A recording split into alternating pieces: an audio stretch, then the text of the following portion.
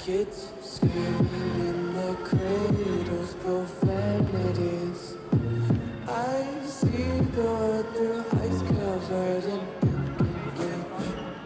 Cross out the ones who never cries and watch me weep. I love everything. Fire spreading all around my room. My world's so bright, it's hard to breathe, but that's alright.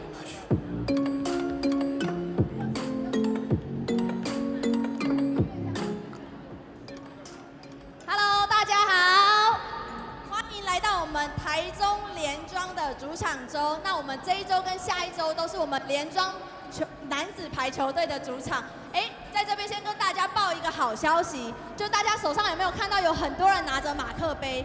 我们的马克杯只要加入我们的联庄的 IG 以及我们龙脉建设的 IG， 就可以免费拿到我们非常精致漂亮的马克杯。有，来，那边有人拿到马克杯了，我看到了。如果现在还没有拿到马克杯的，没关系，你们等看完我们的进场之后，可以出去直接在联庄的官方摊位就可以拿到马克杯。看完排球赛还可以拎一个马克杯回去，也不错哦。那大家是不是口渴了？如果口渴的话，也可以拿着我们的马克杯去装饮水机里面的水，相当不错。好，那我们开场之前呢，联庄是台中的主场球队嘛，那我们现在先介绍客场的球队。我相信联庄的球迷们也不会吝啬给我们客场的球队一个掌声吧。我们的客场球队是桃园台湾产险队。那我等介绍他们出场的时候，需要借大家的双手，然后一起为他们鼓掌。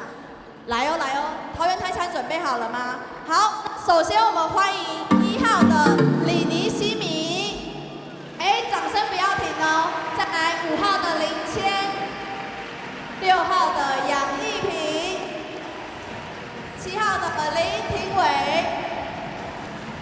以及8号的施宇翔，再来9号的甘茂宏，10号的林锦龙，11号钱玉成，12号刘玉玲。好，等等，大家是不是有点累了？我们休息一下。好，继续欢呼吧。再来是17号的张安成，18号的高宇浩，以及20号的刘少宇，26号的陈柏勋。好，我们球员都介绍完毕了，没有，我们最后压轴登场，36号的 Ali 能爱你。再来执行教练郑周义先生，教练魏玉龙先生，以及教练许嘉腾先生。我们紧接着要来了，我们的联庄台中联庄男子排球队要出来喽。在出场之前，我们请大家的眼睛看向我们的大荧幕，一起来观赏我们联庄出场影片。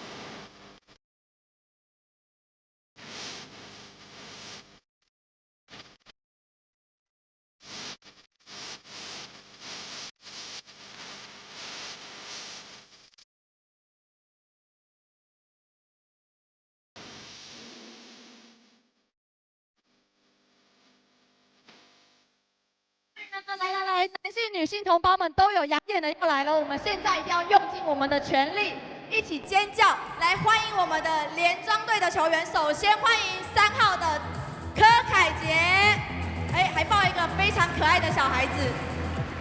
再来是我们的4号庄哲玉，以及我们帅气的6号吕江耀凯。再来我们8号的施宗玉。以及9号非常帅气的施朗，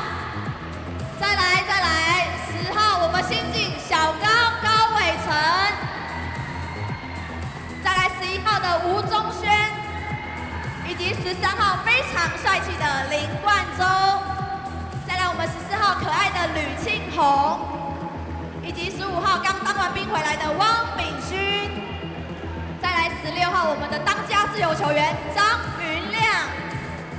哎，他带着小朋友吗？好，那我们等他一下。哎，我们掌声不要停，然后一起为他们的小朋友一起给他们一个掌声。哎，再来继续哦，19号我们非常帅气的男子的南韩，很像南韩人的陈冠明韩星哦。再来我们20号的宋博廷，以及我们18号的黄千训。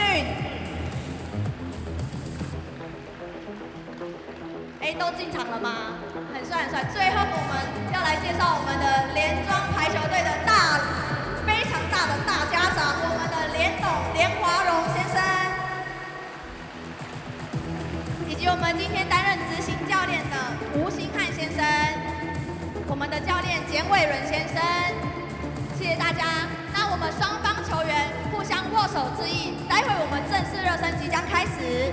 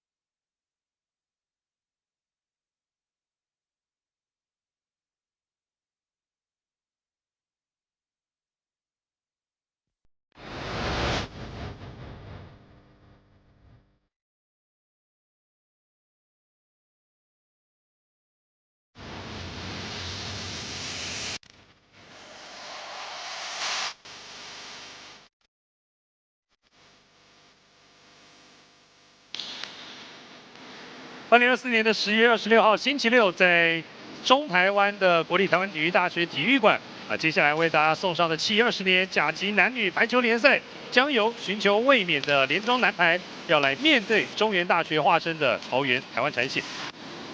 这也是两支球队在今年赛季的首度交手。当然，在上个星期成功大学的开幕战两支球队都已经分别打过比赛了。在新球季的第一场比赛两队都吞下了败仗。当然，今天这场比赛打完之后，看看哪一队可以拿下今年赛季的第一胜。大家好，我是阿里。这场比赛非常开心请到了目前在文化大学执教的于清芳老师来担任讲评。于老师你好。雅丽好，各位观众大家午安。当然讲到寻求卫冕的联庄男排在今年的整个开季之前，可以说阵容有了蛮大的一个变动那主力举球的一个NONO卢清泉离队那主力的攻击手布莱恩，这位菲律宾国家队的一个重炮手开季前也受伤，整季报销。是，那其实，在对于今年的联庄来讲的话，当然我们看到就是说刚刚雅里特别提到的这个举球员NONO。他确实，我们可以知道说，在排球的比赛里面呢，举球员是非常重要的一个角色而且是这个球队的灵魂。那当然，以这个NONO来讲的话我们暂且不说他今年离开了这个联庄了，因为毕竟一个球队来讲的话呢，他必须要有这个球队的新陈代谢。那当然呢，也不能够一直维持的就是说仰赖的这个 NONO， 他一定要为球队做出什么样的一个贡献。那不过他们今年 NONO 离开了以后呢，当然也补上了这个庄哲玉也进来担任举球员这工作。只是说比较可惜，就是说庄哲玉以前呢，他这个举球的一个这个角色是并不是说一直维持的就是偶尔接替的一些接发球啦，偶尔一个进攻的一个部分。那当然还有另外一个这个主力的一个举球就是柯海杰那凯杰在这个联庄来讲的话，其实也栽培了蛮久。那毕竟凯杰来讲的话呢，他的经验也算是不错啦，但是就是说在于他的一个手法来讲的话呢，当然还需要说有一段这个磨合的空间了是。的确就像于老师讲的，柯海杰这名举球员身高有192公分在我们台湾的排球里面有这样身材的举球员，其实是蛮罕见的。对那现在当然就是看到这个赛季要寻求卫冕的联庄男排，在战力上新的举球员怎么样跟队上的攻击手来做整合？尤其刚才讲到了，在少了主力的一个攻击手布莱恩的一个情况之下，今年的联庄的一个卫冕之路上个星期0-3输给了台电男排，其实那样的一个结果是让蛮多支持联庄的球迷是有一点被惊吓到。是我讲的第一场球赛来讲的话呢，我还不能够代表绝对的因为所有的一个这个球队来讲的话，它都是透过这个所谓在比赛的过程里面慢慢去磨合那当然训练完了以后呢，就是看球队整体的一个表现。那当然第一场球赛来讲的话，大家都先想抢得这个所谓的一个这个首胜的一个这个机会了那回过头来看的话呢，在基本上就是说在整个比赛的一个过程来讲的话，球队呢也会针对这样子的一个缺失里面去做一个调整。那当然，今天这场球赛来讲的话，对于不管是联庄也好，或者是这个桃园台产也好，基本上呢都希望能够从对手的手上呢能够拿下第一胜那今天这场球赛，我想呢他们会竭尽他们的一个这个之前失败的一个经验呢，来做一个比较好的一个调整。这场比赛肯定会是精彩可期那说到了台湾产险上个星期在成大的一个比赛，他们第一局面的美津浓打得非常好，25-13。拿下了第一局，结果没有想到，接下来3局被美津浓演出了一场逆转。是。好，现在场上要来介绍这场比赛双方的球员以及执法的裁判了。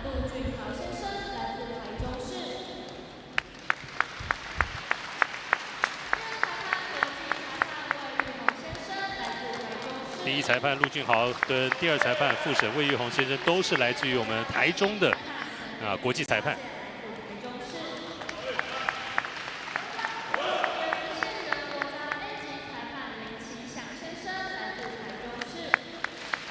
2位司线员，特别是都是来自于台中地区的这个陈玉金裁判。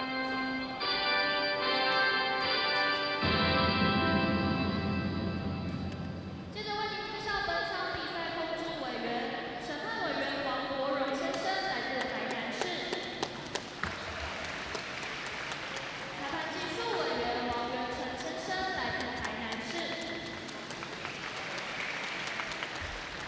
紧接着为您介绍的是双方球队先发阵容，首先是联庄队，4号庄哲玉，6号吕正佑凯，9号施兰，10号高宇成，11号吴宗轩，15号王敏勋，自由球员16号张宇亮，领队黄荣先生，教练陈伟伦先生，教练吴兴汉先生，管理李梦涵小姐。接着是桃园台湾产险的先发阵容：5号林谦，7号林廷伟，9号甘茂宏，12号刘玉玲，18号高宇浩，36号戴妍，自由球员11号钱玉成，执行教练郑周义先生，教练魏云荣先生，教练史家腾先生。当然，在新球季的第一次交手刚才看到在桃园台湾站阵中，李尼西米当然今天的比赛没办法上场，因为西米在前一阵子的一个练球当中扭伤了脚踝所以在新球季的前面2周这位可以说桃园台湾产险主力攻击手李尼西米是没办法上场的。我们来看到今天联庄的先发名单，当然举球员庄哲玉搭配柬埔寨的一个国家队的施郎，中间手吕江耀凯，主力副攻手的一个吴宗轩，高伟成小高航空在今年加盟了联庄男排，汪炳勋、吕庆宏，还有队长阿亮张云亮。另外，在桃园台湾产业这边啊，看到他们来自于刚果的这名超过200公分的长人艾妮，另外举球员林谦，另外还有刘玉玲这些攻击手。看到比赛第一局现在开始了，刘玉玲在4号位这边的一个攻击，好像跟举球员没有配合得很好。在感觉上面，这个整个的一个空间上面有点问题哈、哦，他起跳的一个位置跟这个来球的一个位置哈、哦、没有搭上。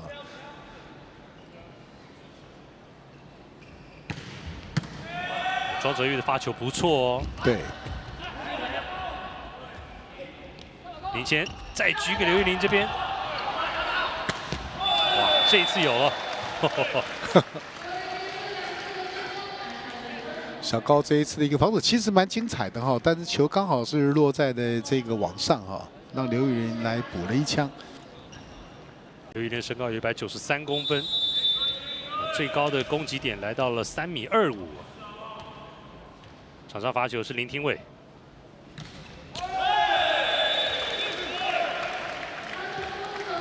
林廷伟也是今年中原大学才大一的一个学生啊，不过马上就得到了教练团的一个重用，把他给拉进到了气排的这个阵容啊，让他来好好磨练。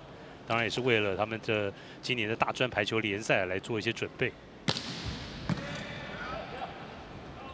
林谦这边的一个攻击球被守起来了，石郎。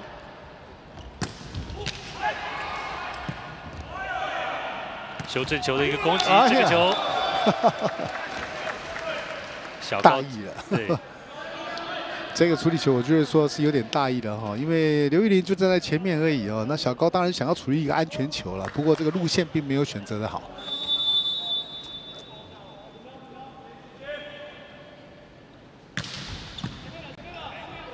2-2，在这边小高来了，这一次被拦到，但是拦网出界。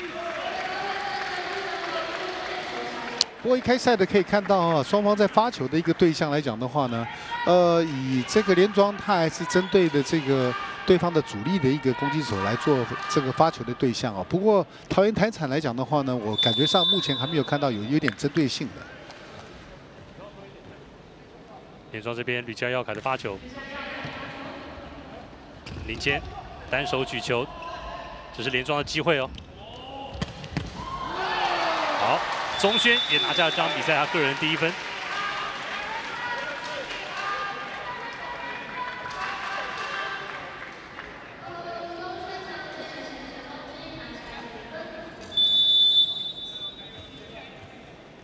4-2，吕江这个球发太长了，发出了界外。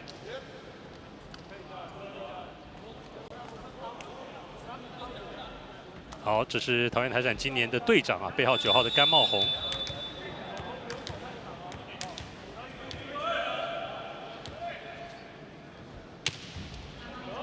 哎，甘茂宏这个球造成了后排这边连庄的这边的一个判断失误，这是一个 ace。石郎跟小高2个人面面相觑。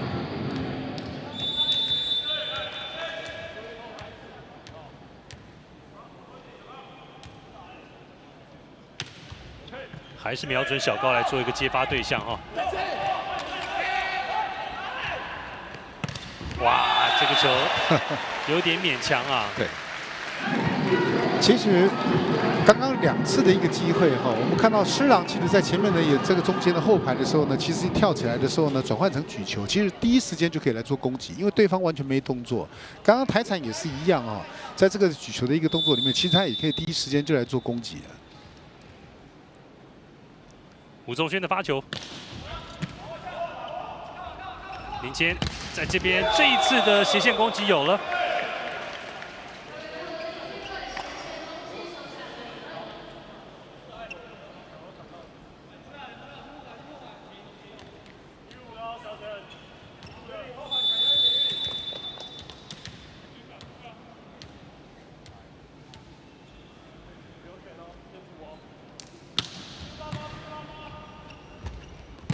哦，哇，爱你！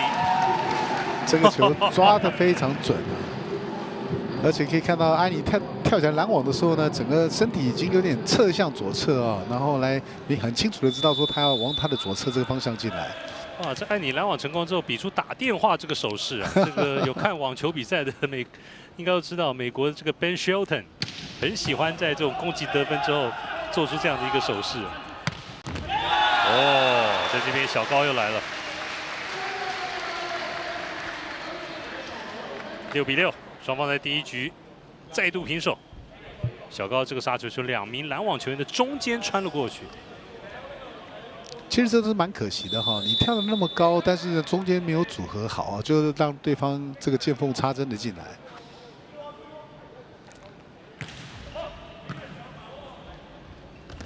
林谦在这边这一个斜线的攻击球，连庄收起，还有，哎呦，可惜了啊！高宇浩，高宇浩，对。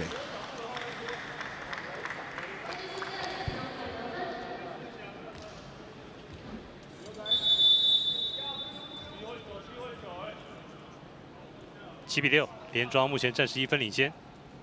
小高的发球，哦，有点 touch， 没错。高宇浩有碰到这个球哈。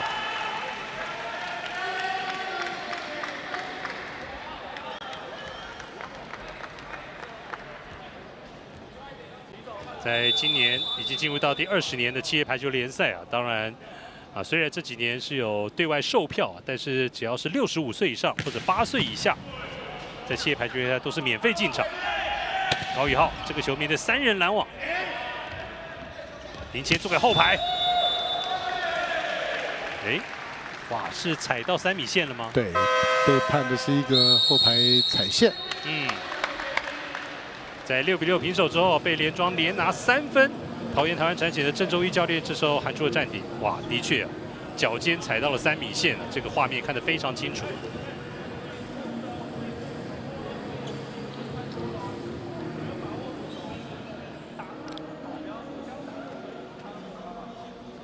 像是以桃园台湾产险这一支，主要是以大学队来作为主力的这样的一个球队，当然每年都有新血的一个加入了，啊，整个球队的一个磨合，当然我觉得也都是学长带学弟这个样子。对，这就是一种传承了哈。那其实每一个球队都有一个球队的一个我们说叫传统哈，那也叫球风了哈。那其实进来这个球队了以后呢，就会跟着这些学长一起来打拼哦。那当然，正中的艾尼啊，这位来自于刚果的这个中间手啊，那应该是我们这个气排有史以来最高的中间手，对，207公分。小高的发球挂网，画面上的艾尼，听说他妈妈以前是刚果的国家女篮队的国手。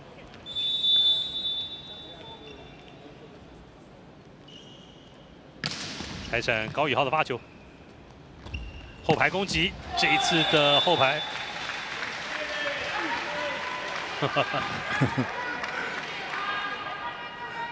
整个攻击的飞了过来，王秉勋差一点点。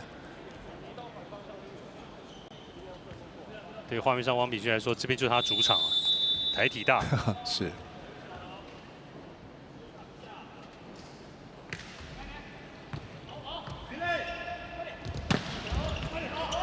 这一波的攻击，刘玉玲被连庄给守起，在这边打点拔高啊，施郎的 touch out。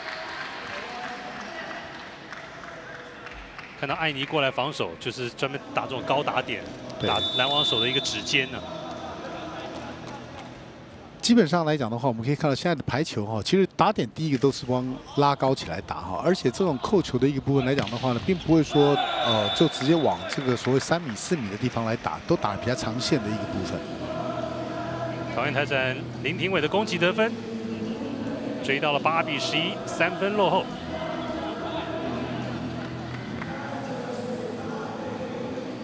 好，可以还好好观察一下这个207公分的艾尼。那名字取得让人真的印象很深刻啊！去年叫他艾尼，今年取了一个爱你。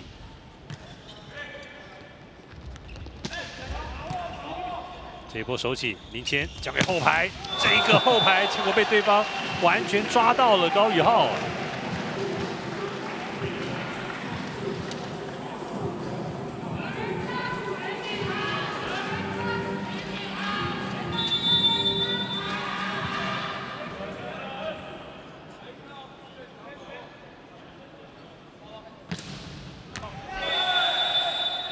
这球发直线，结果也是发长了。所以基本上来讲的话呢，可以看到哈，这个连庄它确实都是有针对性的哈，这个主力的攻击手的一个位置来做发球。当然，上个星期对连庄来讲啊，他们的卫冕之路第1场比赛就被台电直落3，所以连董啊，这个礼拜是下达了必胜令哦。黄金左手吴宗轩，今天很多人是冲着宗轩进场看球。宗轩是7月9号生日啊，今年也刚刚过了30岁。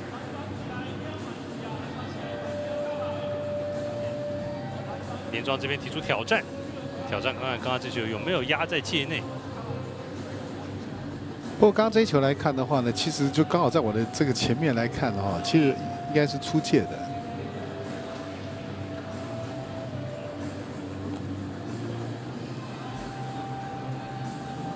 过去在企业排球联赛啊，中部地区的球队啊，除了连庄之外，还有另外一支已经解散的太阳神。那小高过去跟宗轩都曾经效力过太阳神。对。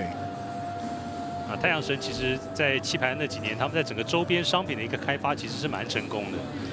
就连今天在整个台体大体育馆，我还看到很多人是穿着当年这个太阳神的球衣啊。对，其实一个球队要去经营他自己的一个，我们说粉丝也好啦哈，或者说他周边的一个商品呢，我觉得都很重要哦。来看一下这球有没有压线呢？出界球。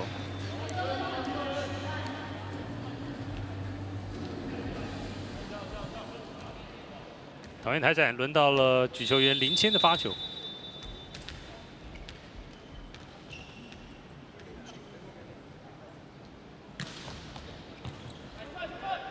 这两队的举球员其实身高都很高啊，林谦的身高有190。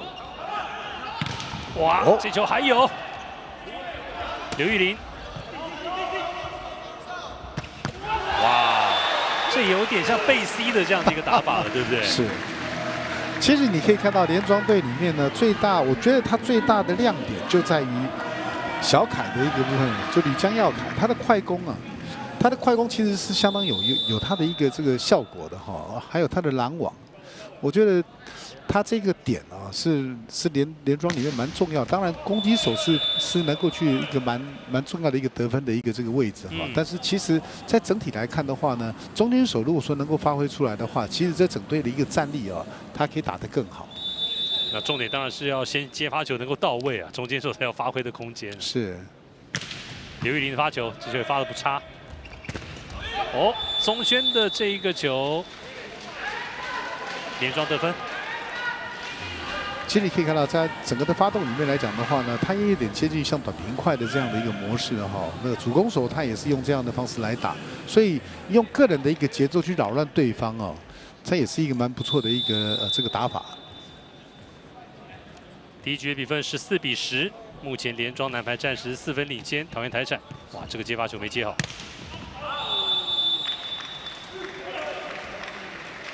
然后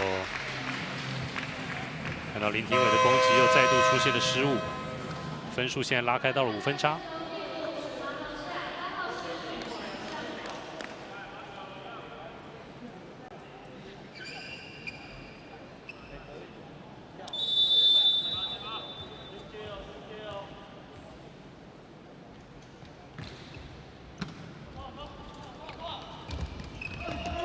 这球做一个虚攻的吊球，这个修正球的攻击，吴宗轩打出了界外。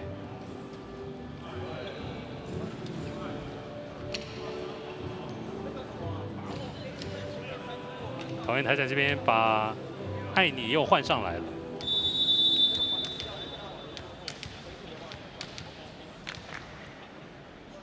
场上发球的是队长甘茂宏。施郎接发，在这边宗轩的攻击被拦回来，想要再补上一刀的时候，结果打在网带上。看到宗轩第一时间的攻击被艾尼给拦到。不过你看艾尼的拦网的动作蛮可爱的哦，他上来是用碰的那种感觉的哦，不像说我们说拦网有点带加压的那种角度哦，他是用它推挡回去的那种感觉。艾尼接触排球的时间算是比较晚了哈。对。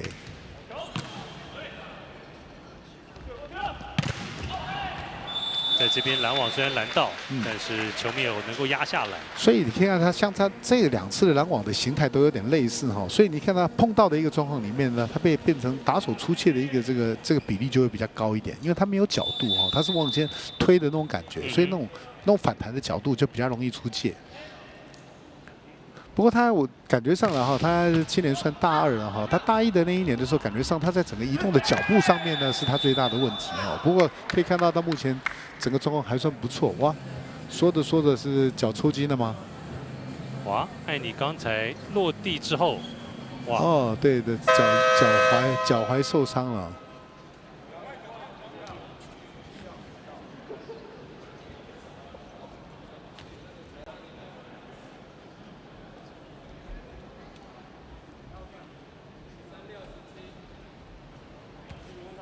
看起来还好，自己一个人可以慢慢走回来。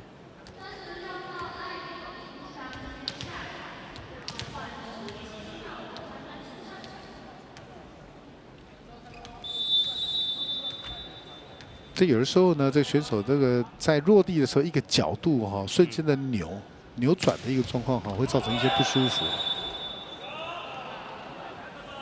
林廷伟的发球想要发一个对角，但是被宪审喊了出界。不过郑周一教练这个时候要来挑战看看。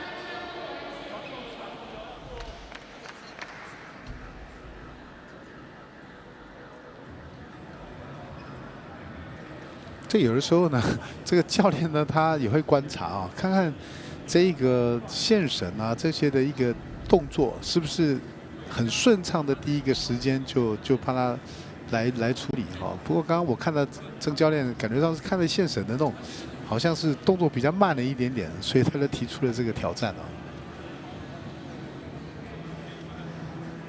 我觉得这个挑战其实对台湾产检来说是有机会的哈。现在艾妮就坐在我们主播台底下，看起来还是他的右脚踝这样的一个状况哈。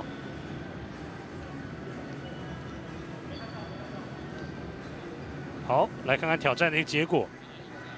这个斜线对角，没错，是一个界外。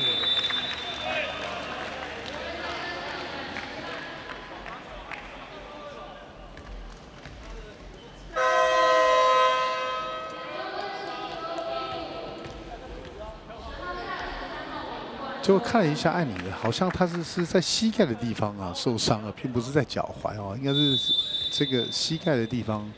他刚落地的时候是不是有单脚这样子有蹬到这种感觉？对，可能是支撑的问题吧。连庄这边的一个发球，结果出现挂网。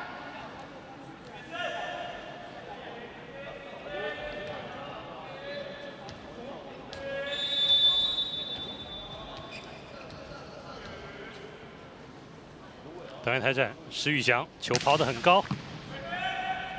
第一局石宇翔替补上来啊，在攻击方面也有得分。哦，林谦3人拦网，林谦，哇，第一时间的攻击又被阿亮给守起来。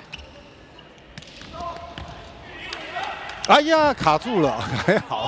还有，交给后排。这一次的后排攻击，吴宗轩有了，18比14。哦，郑周一教练要再度来挑战哦。他在挑战的对钟轩的那个后排攻击。就我们回到这个艾妮的身上啊，其实是脚踝跟膝盖都受伤了。是哈，对，你看他现在脚踝跟膝盖都包上了冰块。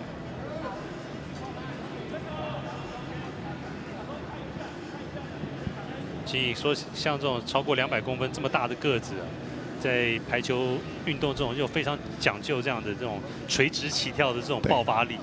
那基本上来讲的话，因为你看艾妮，她其实上半身她很快哈，就是比较重一点。那当然她的一个下肢的一个肌力也相对的要去做一个这个训练的，要不然真的很容易受伤。我们看到很多打篮球的受伤都在膝盖。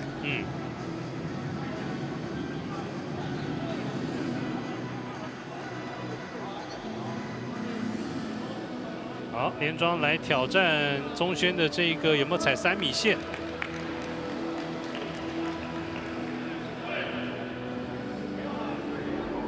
有没有逐步犯规啊？刚刚是挑战说吴宗轩的这个后排攻击有没有踩3米线？应该是没有。嗯。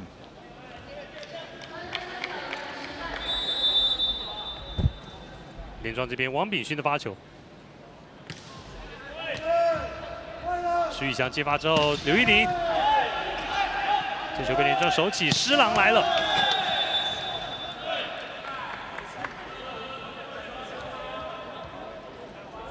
施郎这个斜线攻击又打太斜了，攻击出界。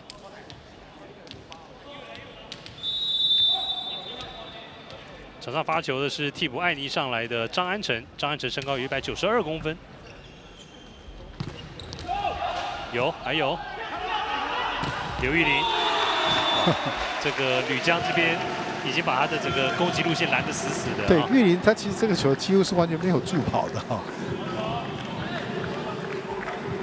19比15。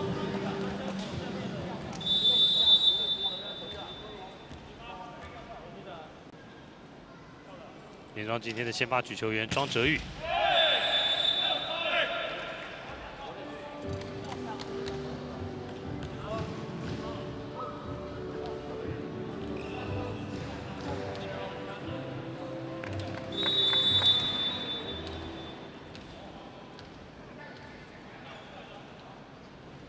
林谦的发球，石郎，在2号位这边的攻击得分。 非常的轻松哦，你看他跳起来了以后呢，结果他在第一时间并没有出手，让球溜到了这个右侧的时候呢，再来打直线了。打的是游刃有余了哈。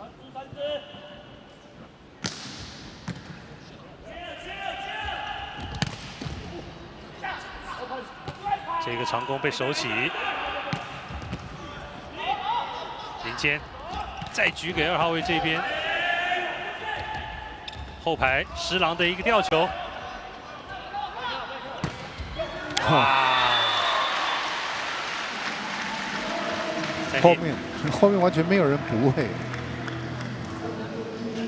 年轻的林廷伟啊，在边陲地带连续几波的进攻都被拦回来了，都被抓到。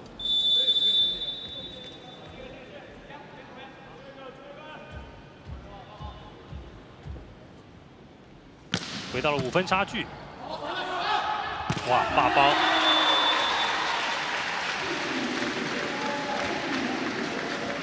！195公分身高的吕江耀凯，直接把这个霸包给扣杀了下来。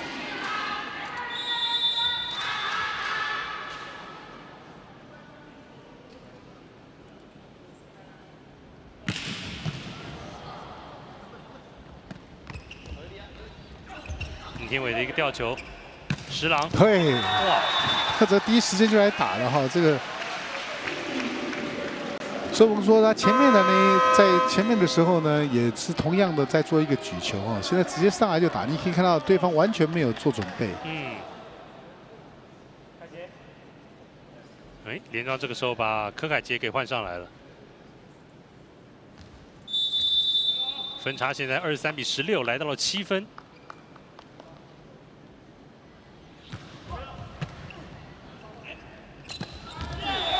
这是一个漂亮的逼式快攻。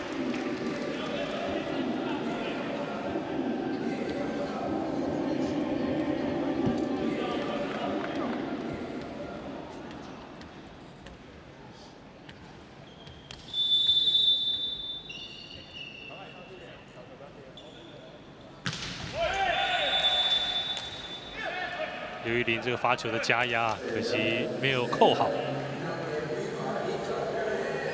24比17，第一局现在连庄男排先来到了局末点 ，set point。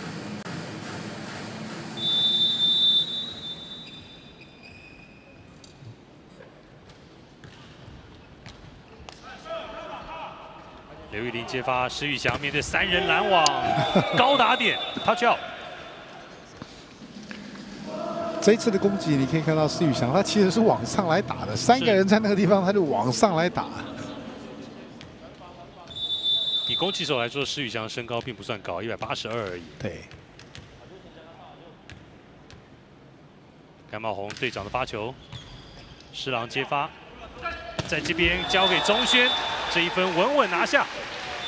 看到在第一局的比赛结束啊，连庄男排是以25比18，在企业排球联赛第20季，他们拿下了第一局。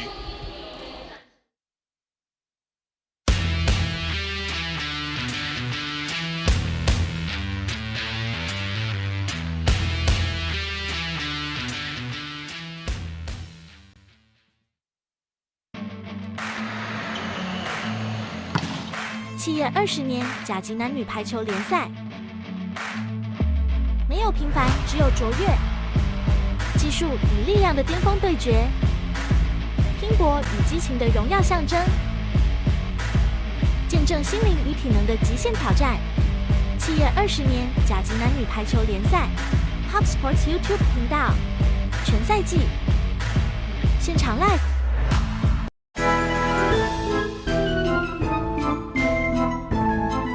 如果是万圣节的话，我最近有在小红书滑那个万圣节的装扮，然后就可能对那种就是一些妆容，然后可能是那种小恶魔那种蛮有兴趣的。我比较想要扮动物扮那个恐龙，因为我上次看到那个扮恐龙超可爱的。其实我很喜欢就是迪士尼的茉莉公主，然后我超想要试试看那一种感觉，可是穿成那个样子来比赛好像有点不太适合吧。我想要扮演一只精灵，因为举球希望可以像精灵一样鬼灵精怪。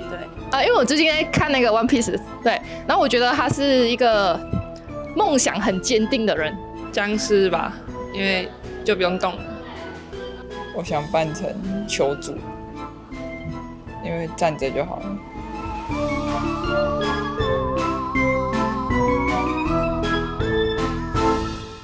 企业20年甲级男女排球联赛，场场激战，精彩不断，敬请锁定 Hub Sport YT 频道，一起战到底。企业20年甲级男女排球联赛，没有平凡，只有卓越。技术与力量的巅峰对决，拼搏与激情的荣耀象征，见证心灵与体能的极限挑战。企业20年甲级男女排球联赛 ，Hub Sports YouTube 频道，全赛季现场 live。企业20年甲级男女排球联赛，场场激战，精彩不断，敬请锁定 Hub Sports YouTube 频道，一起战到底。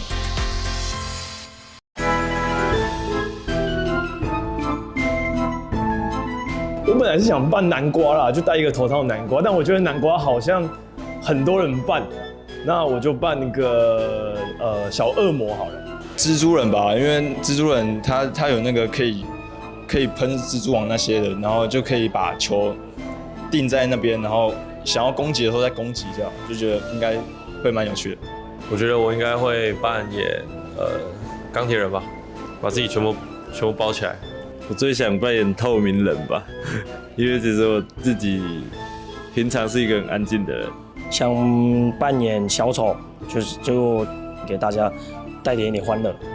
可能扮演骷髅头吧，因为我很瘦，然后又瘦长，感觉就可以当骷髅头。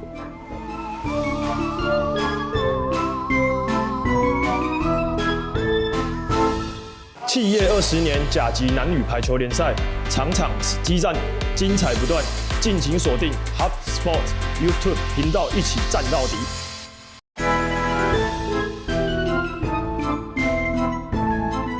如果是万圣节的话，我最近有在小红书滑那个万圣节的装扮，然后就可能对那种就是一些妆容，然后可能是那种小恶魔那种蛮有兴趣的。我比较想要扮动物扮那个恐龙，因为我上次看到那个扮恐龙超可爱的。其实我很喜欢就是迪士尼的茉莉公主，然后我超想要试试看那一种感觉，可是穿成那个样子来比赛好像有点不太适合吧。我想要扮演一只精灵，因为举球希望可以像精灵一样鬼灵精怪。对，因为我最近在看那个 One Piece， 对，然后我觉得他是一个梦想很坚定的人。僵尸吧，因为就不用动了。我想扮成球主，因为站着就好了。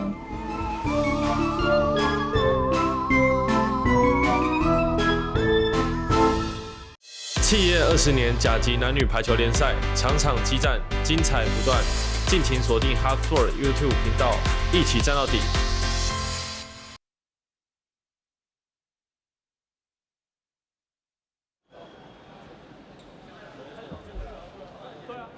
我们看到在第一局的比赛啊，连庄还是靠着比较凶猛的一个攻击火力啊，那攻击得分率来到46%。那桃园台产这边，他们在第一局只靠攻击拿下6分，而且你看失误就丢掉了7分。攻击得分率只有22%。对，在整个的攻击的一个有效性来讲的话，你可以看到46-22哦，这样子一个差距哦，差距真的是非常大。所以说，在整个的攻击的一个这个火力的一个部分来讲的话，很明显的在台产的一个这个是逊于这个连庄的一个攻击威力哦。那当然，我们说他的攻击能力那么好，再另外要谈到另外一个就是说，是不是台产的一个这个拦网的能力真的非常差？所以这个也是要一并去检讨的哈。对台产，其实我们看到虽然有207公分，气排最高的爱你，但是感觉上在整个基本功方面，虽然经过这2年在整个大专排球联赛这样的一个训练，可是好像要应付像是这种台湾最高水准的企业排球联赛这些攻击手，可能还有所不足了。对，那当然我们可以看到，它整体的一个这个表现来讲的话呢，是比去年的还好。不过蛮可惜的，就是说他在整个让这个舞台上面，让他有机会在展现的时候呢，在第一局的时候就这个脚踝、膝盖都同时的受伤哈。那当然还不知道伤势是怎么样。如果说是小伤那还好，那如果说是比较严重一点的话呢，那当然就是比较大的问题啊。那我觉得说，如果说以他个人的选手的一个状况来看的话，其实他的拦网，因为他够高，他拦网的形态再稍微调整一下，应该会发生更好的效果。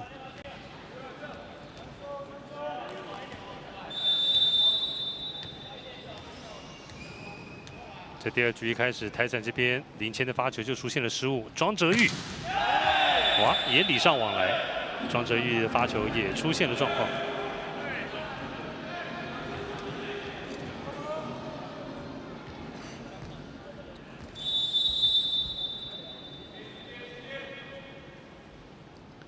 刘玉玲的发球，庄哲玉这边举给吕江的快攻得分。哇，我觉得台产这边的拦网真的要注意哈，对不对？因为感觉上面呢，时间上面第一个慢了，第二个起来的手的这个，所以对球的这个状况来讲的话呢，其实更不用讲了哈，更慢哦，所以你往往就是被整个这个被调开来的一个模式。那我觉得说，以整个的一个这个连庄来讲的话呢，如果说他的快攻又能够打得出来来讲的话，那他又有加上这个所谓的这个吴宗勋也好，或者是这一个施郎啊，这2个攻击手来讲的话呢，就足以去让今天这个整个台产哦，在整个防守上面也好，拦网上面招架不住哦。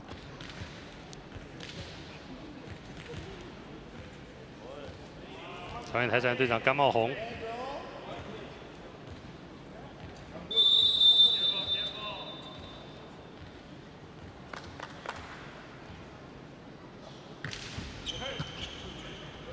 庄哲玉在这边做给吴宗轩。我觉得在抓连庄的拦网这边，现在的桃园台产还是没有进入到状况。对，他第2局了。对，基本上来讲的话，就像雅里所提到的，他第一个就是说，在整个判断上面来讲的话，我是觉得说稍微慢了一点了。这观察，整个的观察，因为拦网在第一线的一个状况来做观察，我可以看到这个艾尼也上来了哈，所以应该没有太大的问题啦。台产这边必须要借助艾尼啊，在往前这样的一个威慑力哈。对。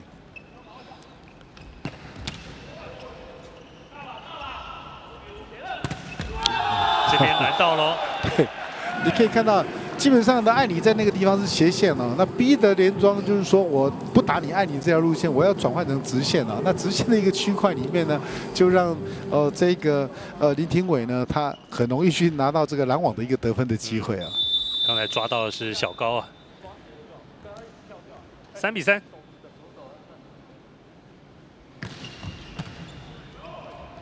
庄哲玉在这边，哎呀，高举高打，但是王炳勋这个球没有把握好。对。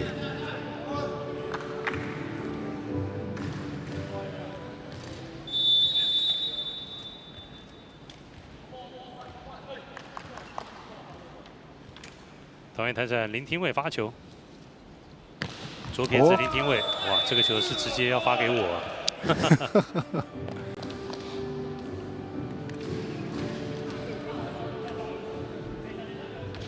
好，连庄这边把队长阿亮张云亮换下来，换上另外一名自由球员 King 洪。哎呦，漂亮啊！这是中间拿手的一个 ace 啊！所以你可以看到，两个同样都是左手在发球，为什么一个会整个偏差那么大？其实这个跟挥背的轨迹有关系哈。像林廷伟来讲的话呢，他想要发在对方的5号位，所以他的整个这个手臂的动作都已经先转过来了。那转过来以后，再这样手腕的一个动作，所以球偏离的更大。那像钟轩来讲的话呢，他的手臂是往前的，那往前了以后呢，靠着手腕的一个这个来做一个转动的一个部分呢，所以你看他球产生一个这个旋转的侧旋到5号位去，所以两个的一个这个效果最后是截然不同的、哦。嗯哼，石宇翔刚才在4号位这边的攻击得分。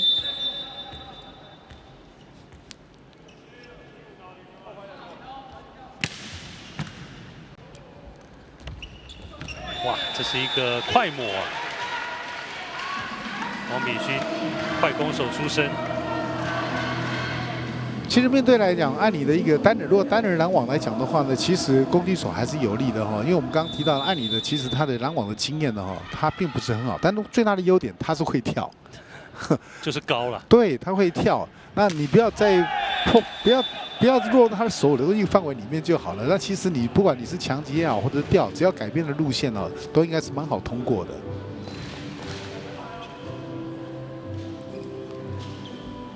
好，现在在桃园台这边要轮到安妮来发球了，可以来观察一下他的膝盖跟脚踝的状况。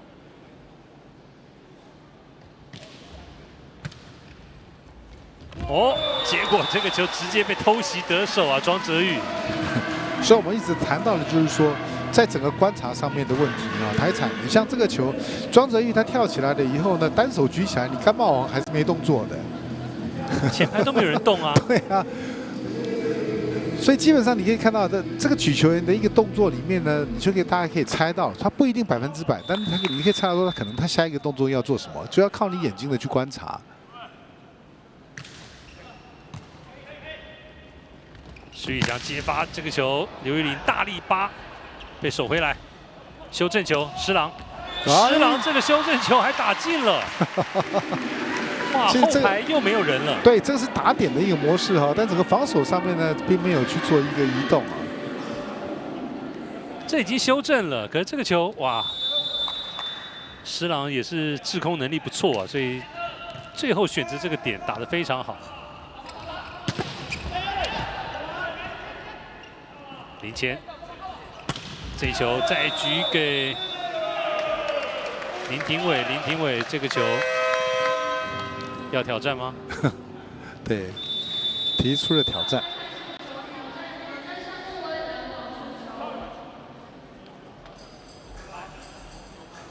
这一球是攻击出界，那当然在桃园台这边就提出挑战啊，看看连庄这边是不是有触球。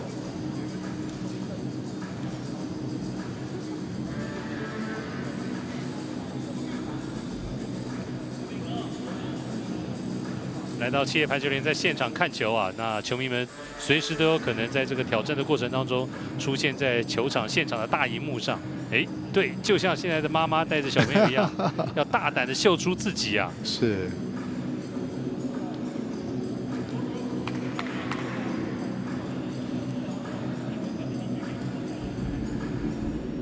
所以很明显。哎，有碰到指头哦。真的是有碰到，刚才应该是吕江的指头哦。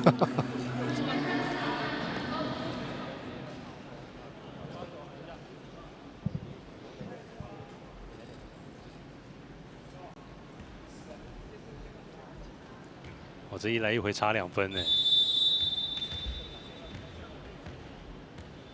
桃园台战举球员林谦，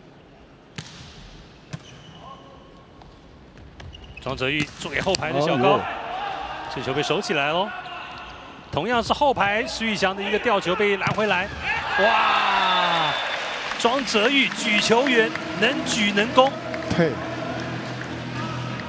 其实他也，你可以看到这之前的时候呢，他等于是还没有。那时候 Nolo 在的时候，其实他是没有机会来举球的啦。他那时候好像当自由哦。哦，不是，他是当替换的一个候补，他也有上来做攻击，也有个他其实他那个时候是发球居多了，替换的话这个角色是发球跟接球居多。啊，甘茂宏这一次又被吕江给抓到了。甘茂宏这个第一时间的快攻，完全被吕江要改给封的把把。台产这边把刘少宇换上来举球，让林谦下来休息。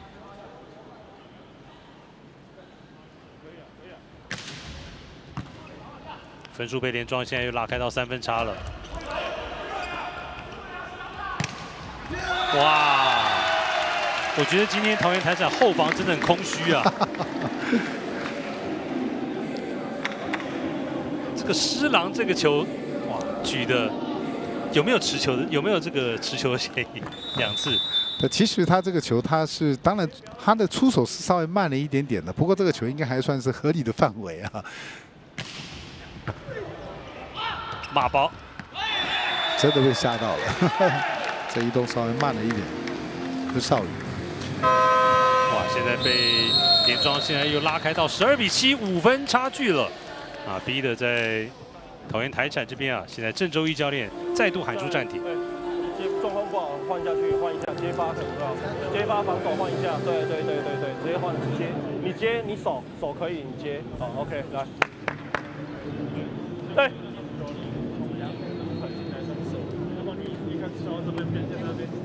留在我们这边的球再慢一点，再慢一点。然后那个攻击手少宇举球timing不一样，等他出手的时候再进去就好了，哎。目前连庄男排得分最高的是11号的吴宗轩，到目前为止拿下8分。正中的洋将啊，柬埔寨的施郎拿下5分。原本这个桃园台产追到了7比8，只有1分差距，不过最近被连庄打了一波4比0。不过现在台产来讲的话呢，刚刚他们教练特别提到，当然接发球现在目前是一个问题哈。不过接发球，我是觉得说，以他们的水准专注力够的话，那应该不会有太大的问题哈。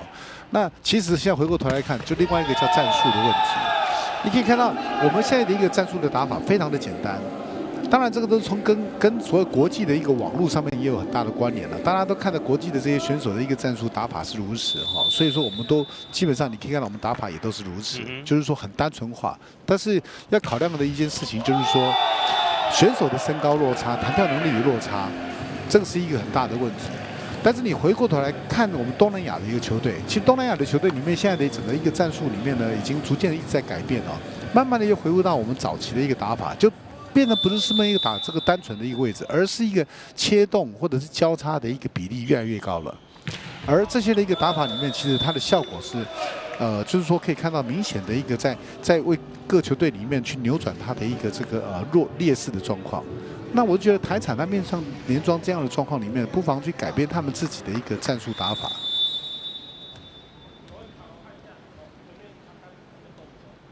13比9，场上连庄是施郎的发球。当然，今年的巴黎奥运，我们也看到日本在奥运会不仅是这个排球、篮球，哇，这2个项目日本都打进到了巴黎奥运。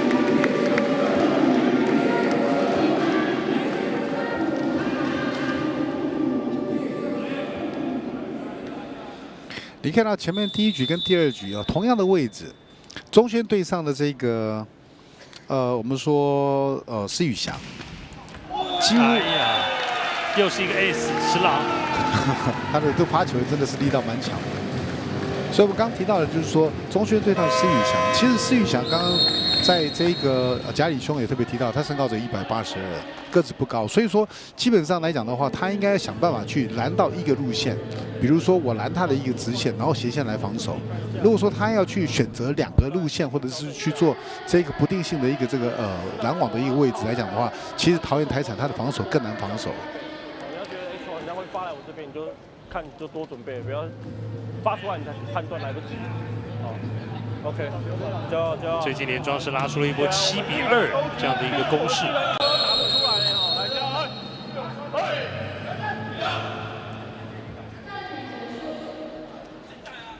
那这一局桃园台展已经没有暂停可以喊喽。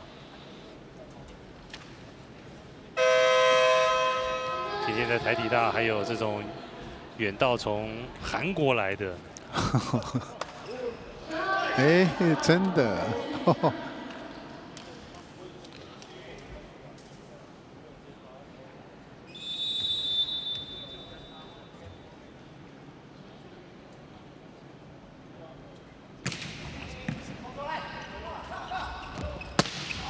哇，这球打点太高了，有 touch 吗？应该是没有 touch 哦。打了一个平飞球。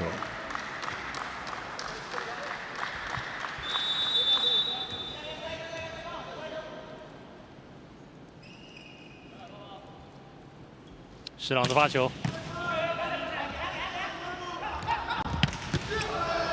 守得不错。对 ，King 红。好，这一次的林廷伟的攻击啊，让连庄吞下来了。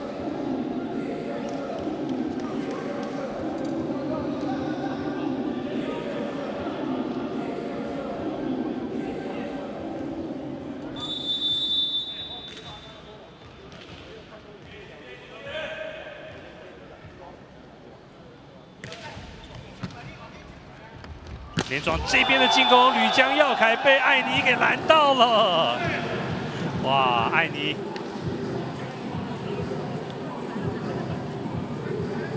这一次艾尼就跟到了哦，再次摆出了这个打电话的庆祝手势。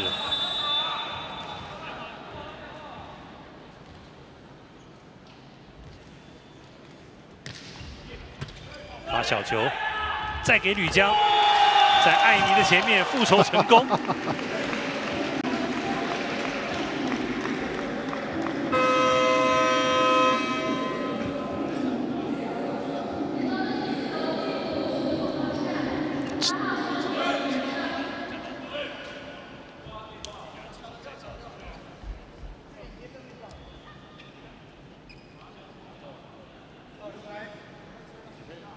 吕江今天这场比赛到目前也拿下了4分。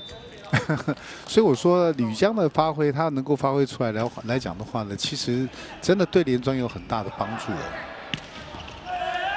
哎，这球触网之后进了，反而垂直落地啊，让在连庄这边没有办法来救。黄千训刚才整个人滚到的网子底下，还是没办法能够把他救到。17-12，目前连庄还是有5分领先。台产林廷伟的发球，在追分的时候就是要尽量减少像这样不必要的一个失误。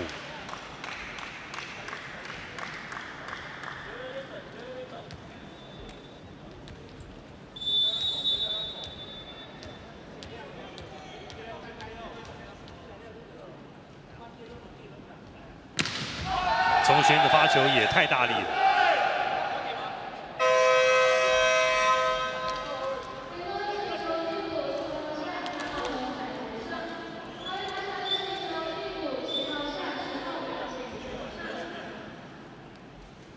连庄这个时候再度的走马换将啊，把另外一名举球员柯凯杰换上来。哎，林锦龙今天哇，这个时候才上来。他是桃园台展阵中相当一名这个算主力的，也是左手的一个攻击手。对。台产施宇翔的发球，施朗接发，柯凯杰。黄千训在4号位这边的攻击得分。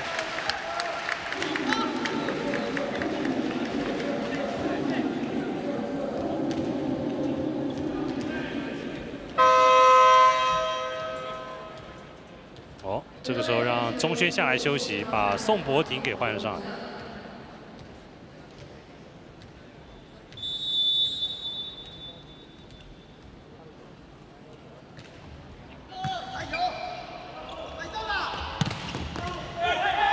千训，哇，这个球打到了记录台这一边。刘玉玲的起跳，她的弹性是非常好的，刚才这个攻击点也很高。其实刚刚讲了，刘玉玲其实她也是主场啊，她台中二中的。哦，对。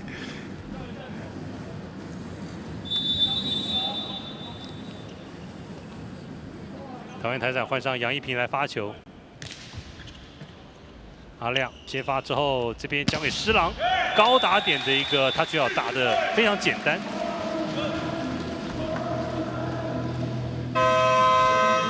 基本上可以看到整个的一个防守的站位，你可以看到哈，在这个的站位直线是完全是空的。后排今天很少出现台湾产险的卡巴这样的一个，因为你可以看到刚刚他的一个防守的位置，林启龙已经补到了3米线来了，所以的直线完全是空的，1号位完全空下来。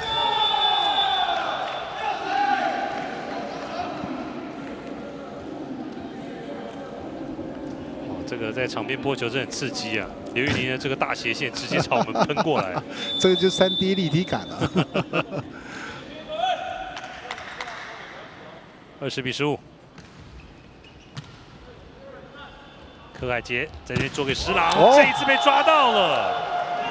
哇，甘茂宏跟林锦龙的一个双人组合拦网，看看最后是谁拦到？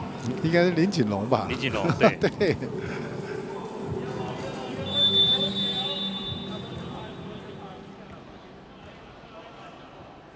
刘少宇继续来发，还有，阿亮、柯凯杰这边举快攻，被守到哦。哎呀，这个开网球刘玉玲打得太勉强了。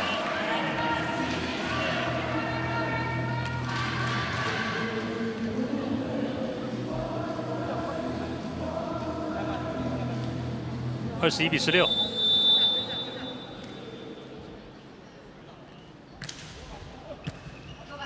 刘玉玲接发，这边在2号位这边自己接自己杀，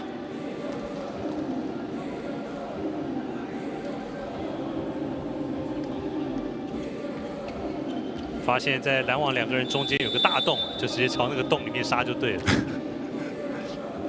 其实我们就是说可以看到哈，通病了哈，在整个台湾的一个选手来讲的话呢，中间手的一个组合哈，有的时候都特别的慢，或者是虽然组合到了以后呢，还是以个人的一个这个拦网的一个这个他的一个动作来做，并没有想办法去靠拢对方的一个形态。连庄刚才宋博廷的攻击出界失误，哦，回到3分差哦。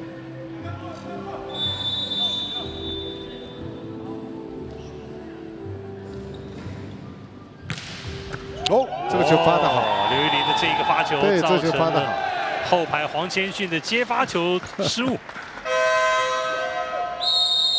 逼得连庄这个时候喊暂停喽。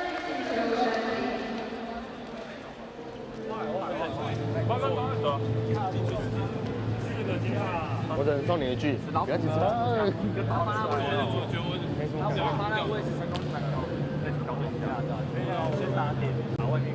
一个够啊，一个够啊！他发球都发直线，所以直线的要注意。好，一个够啊！我留下来接。啊，不用了，不用，不用。留下来接也可以啊，没差。来，这个，很快。好，画面上刚才照到的，这是南韩的 U18的这个国家培训队啊，最近他们来到台湾啊，跟我们的一个东山高中的女排来做这样的友谊交流赛啊，所以今天刚好有空啊，来到台体大来看我们的企业排球联赛。是，其实他们之前也来参加我们华中杯啊，也做了一个交流的一个比赛。啊，当然，如果大家还有印象的话，这个台电过去的中线手蔡佩章啊，蔡佩章目前就是在南韩的一个职业联赛，目前正在打拼呢哈。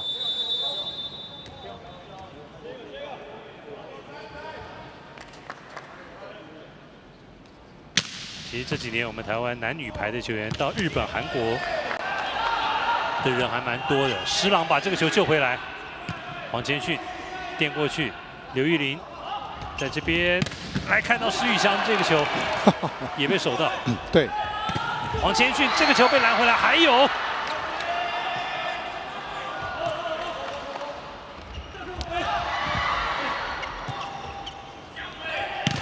哇！宋博迪这个球强攻啊！他已经人整个挤到了这个往下去了，往上来打这个是很难打的一个角度啊。不过可以看到，刚刚这个吕庆宏的这个防守，单人的一个防守，防守施宇翔的这个球，防守的非常漂亮。这一分打了非常多的来回啊，双方都有精彩的一个攻防。连庄把吴宗轩再换上来，让20号的宋博停下来休息，而台产这边则把艾宁哇再给换上来，当做往前的这样的一个大门神呐、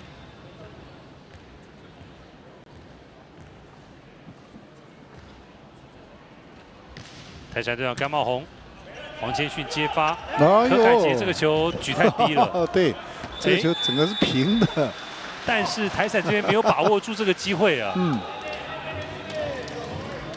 不过教练是有点抗议啊，抗议说这个球为什么没有抓哦？没有抓连击，对不对？对，持球像持球的这个像持球或连击这样的。连庄的陈冠明，造型还蛮特别的哦，绑个头带。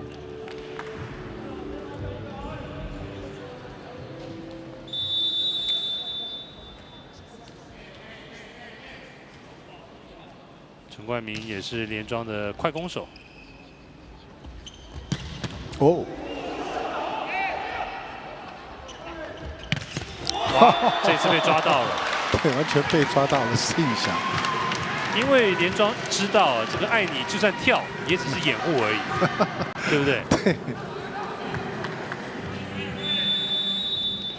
其实刚提到的陈冠明陈冠明他其实他可以打的位置很多，他可以打这个快攻，他现在打快攻也可以打这个主攻，也可以打副位这个辅举的位置，他是蛮多元的位置。刘玉玲在这边后排攻击，刘玉玲这一次结果攻击出界，所以在这个局末点看到连庄在第二局是以25-20再下一城。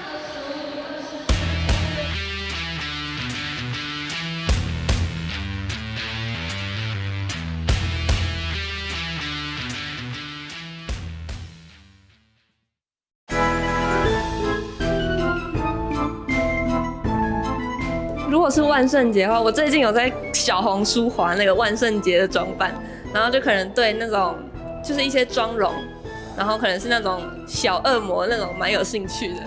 我比较想要扮动物扮那个恐龙，因为我上次看到那个扮恐龙超可爱的。其实我很喜欢就是迪士尼的茉莉公主，然后我超想要试试看那一种感觉，可是穿成那个样子来比赛好像有点不太适合吧。我想要扮演一只精灵。因为举球希望可以像精灵一样鬼灵精怪，对。因为我最近在看那个 One Piece， 对，然后我觉得他是一个梦想很坚定的人。僵尸吧，因为就不用动了。我想扮成球主，因为站着就好了。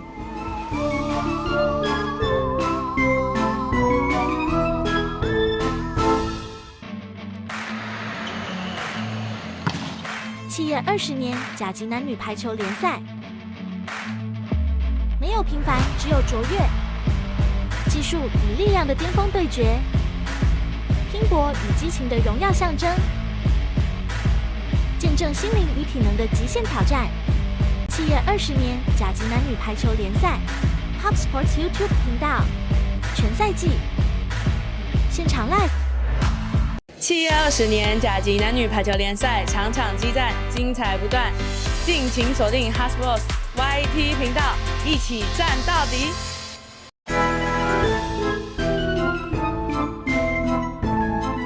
我本来是想扮南瓜啦，就戴一个头套南瓜，但我觉得南瓜好像很多人扮，那我就扮那个小恶魔好了。蜘蛛人吧，因为蜘蛛人他有那个可以喷蜘蛛网那些的，然后就可以把球定在那边，然后想要攻击的时候再攻击，这样就觉得应该会蛮有趣的。我觉得我应该会扮演钢铁人吧，把自己全部包起来。我最想扮演透明人吧，因为其实我自己平常是一个很安静的人。想扮演小丑，就给大家带点一点欢乐。可能扮演骷髅头吧，因为我很瘦，然后又瘦长，感觉就可以当骷髅头。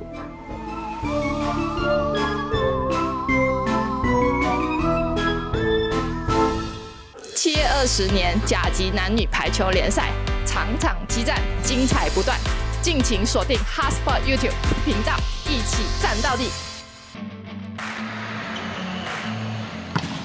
7月20年甲级男女排球联赛，没有平凡，只有卓越。技术与力量的巅峰对决，拼搏与激情的荣耀象征，见证心灵与体能的极限挑战。7月20年甲级男女排球联赛 ，HubSports YouTube 频道，全赛季现场 live。7月20年甲级男女排球联赛，场场激战，精彩不断，敬请锁定 HubSport YouTube 频道，一起战到底。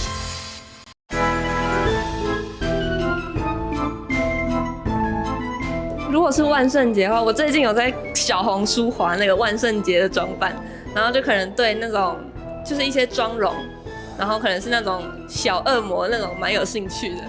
我比较想要扮动物扮那个恐龙，因为我上次看到那个扮恐龙超可爱的。其实我很喜欢就是迪士尼的茉莉公主，然后我超想要试试看那一种感觉，可是穿成那个样子来比赛好像有点不太适合吧。我想要扮演一只精灵，因为举球希望可以像精灵一样鬼灵精怪。对，因为我最近在看那个 One Piece， 对，然后我觉得他是一个梦想很坚定的人。僵尸吧，因为就不用动了。我想扮成球主，因为站着就好了。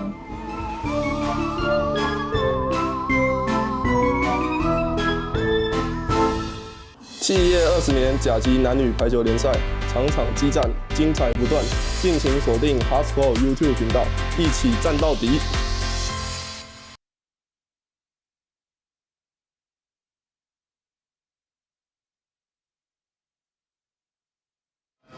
我们来看到第2局的统计数据哦，其实连续2局台产好像都有点这种雷声大雨点小，到中段之后啊，就出现了比较多失误跟疲软无力这样的一个状况。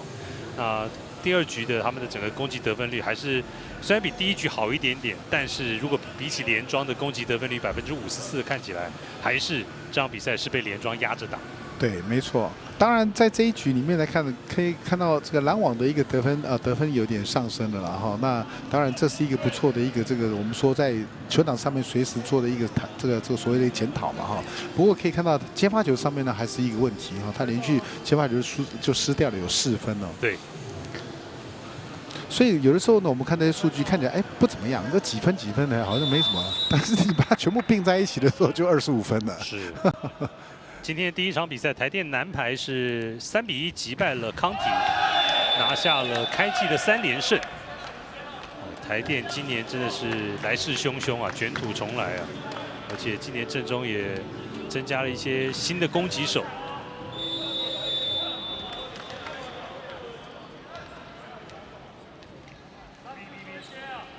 连庄这边今年在少了布莱恩的情况之下，他们这个卫冕之路啊，肯定将会非常的辛苦。拦网出界，虽然拦到了。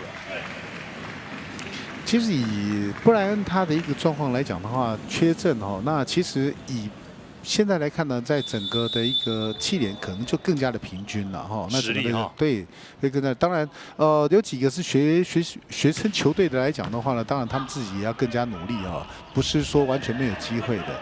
不过他可以跟台电来讲的话呢，因为毕竟几乎2个队。我们说，虽然像半职业的一个模式哈，那其实像连庄几乎都是以练球为主了。那台电它还是需要有一些工作嘛。对，所以说在整体来看的话，其实这2队将来我是这么说，蛮有机会去抗衡的2队。吕江第1波的进攻被守起来，不过他守在网前，直接这个球就直接压下来了。施郎的发球。这一次的加压结果出界，施郎很年轻也才23岁而已。对。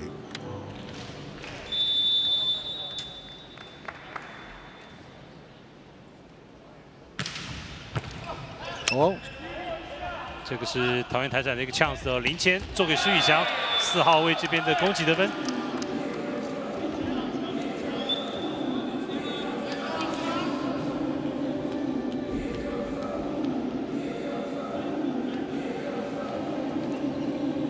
上个星期是气排20年的开幕周，在南台湾台南的成功大学体育馆。第2周跟第3周的比赛来到了中台湾的国立台湾体育大学体育馆。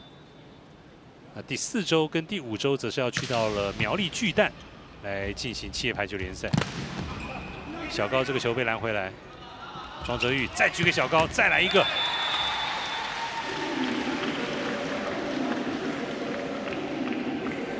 高伟成过去有所谓的小高航空之称啊。过去不管是学生时代打美金农，毕业以后打太阳神，都是队上的一个得分主力。其实小高的一个进步也是大家都看得非常的清楚了哈。其实我印象最深刻，其实他在大学的那个阶段的时候呢，他的整个攻击他很会跳，但是我们虽然开玩笑在讲，就是说他的这个球打到哪边去哦，他自己都不知道，哦，因为他只是会跳而已。不过现在来看的话呢，他整个的又在整个的一个这个稳定度啦、技术的一个部分呢，就相当的成熟哦。来看到林锦龙，这位左撇子的攻击手，在2号位的攻击得分。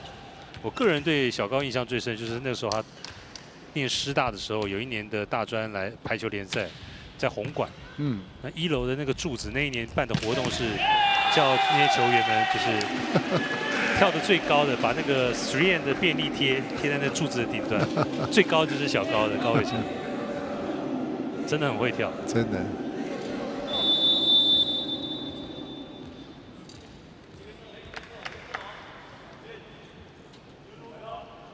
从前的发球，这球发短，结果形成一个骂包啊！哇，今天真的是接发球方面，我觉得这是回去可能郑州义教练在练球的时候要多加再来做加强的一个地方了。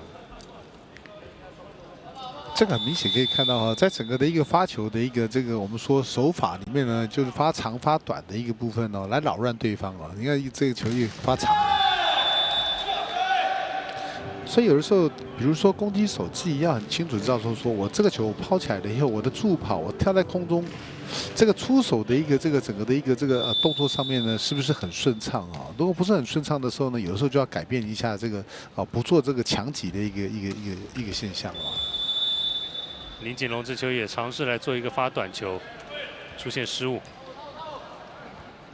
林锦龙目前是中原大学大3的学生。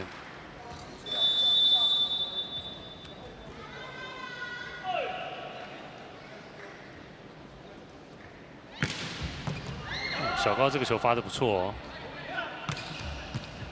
刘玉玲把这球送过去之后，这边的一个快攻，哇，在连庄这边这2支快攻，今天汪比勋跟吕江耀凯都发挥得很好哎。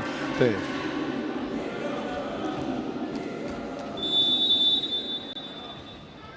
汪比勋身高是190公分。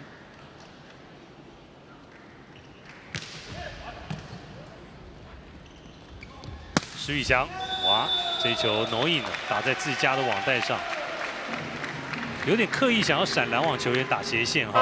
对。那现在被拉开到3分差距，郑州义教练喊出了暂停。或者你这样自己转折啊，你看一直拦这样过去的时候，长的也被抓住了，可以这边小边切一下，把骨尾拉一个，后排也有啊，没关系啊。对啊。现在把骨尾拉。你说哪一个？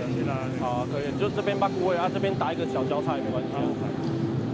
老3嘛，老2，对啊，那就这边一样长的，这边彼此扶持一下。哎，先接，哎，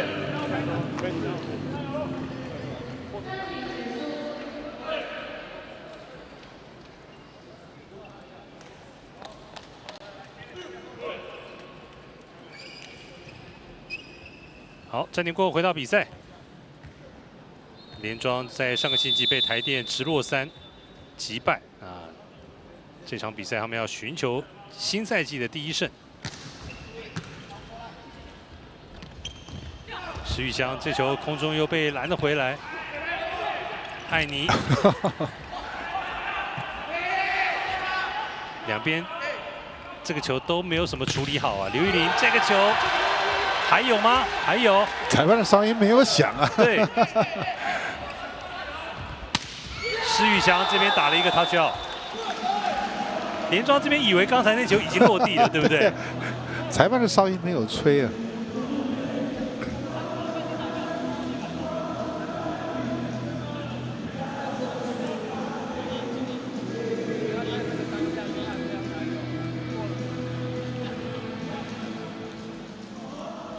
所以有的时候我们说，这个选手的一定要不管怎么样，裁判的哨音没有吹之前哦，你就不要停，你停了就麻烦了。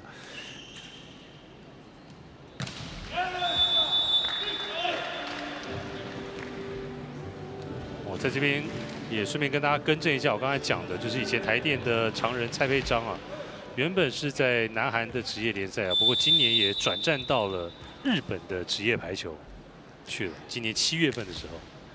对他们现在就是跟那个玉生啊、坚贞他们啊，之前有在日本的同场就是较劲过。其实日本 V1、V2 的台湾球员还不少嘞哦。对。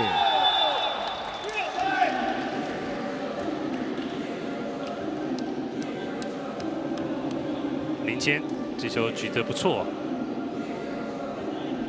，2号位的一个斜线攻击得分。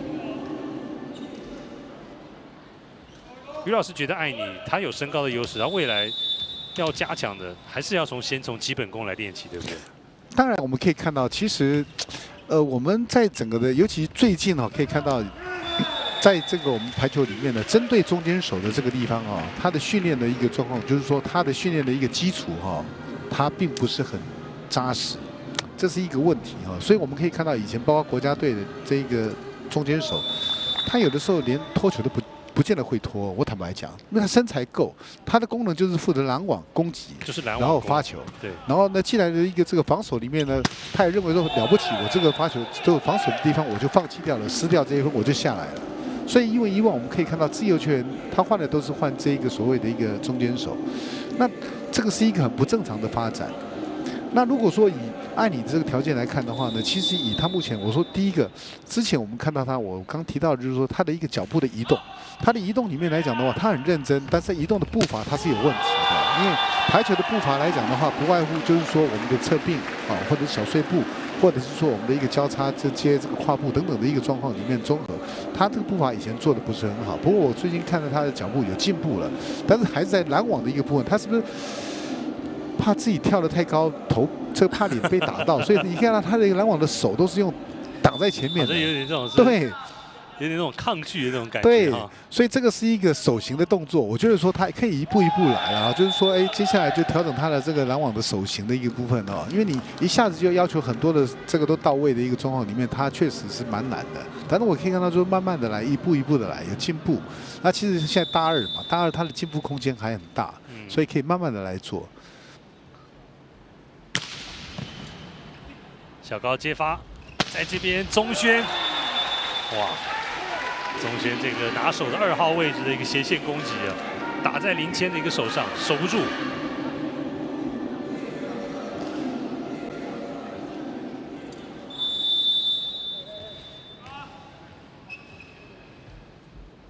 吕江耀和今天的攻击得分率超过了50%了，林谦做给林锦龙的一个攻击球连撞手起。钟轩再来，庄哲玉举给小高，还有，石郎把球垫高，交给钟轩。我觉得连庄平常的这样的长时间的一个练球，其实默契啊，你看，即便像石郎这样来自于柬埔寨的一个球员，跟队友的一个配合默契也很好。其实最重要的一件事情就是说，我要跟攻击手要跟举球员去谈。谈的什么东西呢？谈的是说当我们在比赛里面的一个节奏的一个状况，比如说这种默契的问题，你的这个眼神的交汇就很清楚知道说我想打什么球，那这从平常的练习里面呢就要去做沟通了，而不是说完全，因为我们知道打球的过程里面都有所谓暗号，这些暗号的一个过程里面都是很制式的，但是在临场的一个比赛里面，它有不同的变化出现。有的时候我攻击手认为说这个时机我可以抢快，那我就要求举球员你给我快一点，因为你给我快一点，我可以抢得先机。如果说你按照原本的暗号的这样做过来的话，这个整个的一个节奏就慢了，对方也有所谓的组合的时间，所以在临场的这个判断或者是沟通，它是非常重要的。反过来讲呢，我们另外看到，其实对上的这个，我们说对上的这个台产对上的这连庄，基本上我就先用中轩来做这样的举例。如果说以今天我对上了中轩的一个这个打法，我可能就会要求我的选手就是，反正你就拦网站位不要到那么到位，不要那么边去了，就完全对着他的斜线就好。因为可以看到他今天的一个斜线，或者他在起跳的时候，他的一个身体的角度都几乎是往斜线的一个状况。他并没有说这个球可以让他再去转直线，当然可以转的时候呢，他的威力就不见得那么好，或者说他只能够用打点的。所以我可以把你最好的优势的一个路线先把你掌握住了，然后你去发挥你比较不擅长的一个路线，那我后面也就靠防守来做处理就好。所以我觉得在这样子一个这个所谓的比例的一个调配上面来讲的话啦，以这个台产它或许可以做这样的一个调整。刘玉玲的后排攻击，这球有了。双方的分差再度接近了。来看到从后排飞出来的刘玉玲。这球是有 touch 了，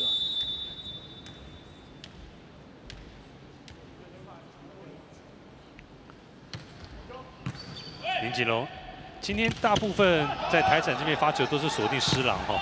对，那其实真正的要锁定的并不是在施郎身上，其实他要锁定的应该是锁定在小高身上啊。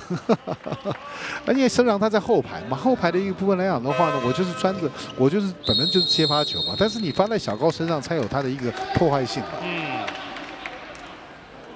好，目前场上的比分14比13，连庄还有1分的领先。看看两边这边球员要什么样的一个沟通。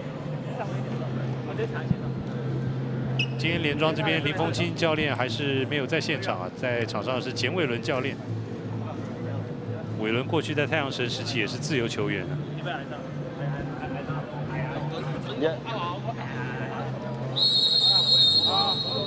没关系。OK 好的啊，我这个要过哦，要过哦，轮着。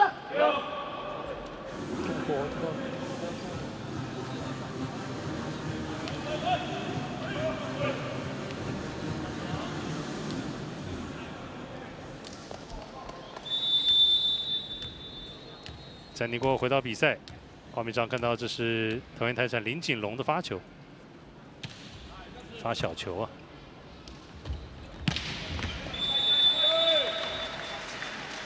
这个球就是发给小高啊。不过这个球你可以看到完全是掉开来的一个后排攻击啊，就是说可以很清楚的知道说台产在拦网上面他并没有去注意到举球员他要举给谁，而是只有看着对方的攻击手，所以你可以看到整个是被掉开来的一个现象。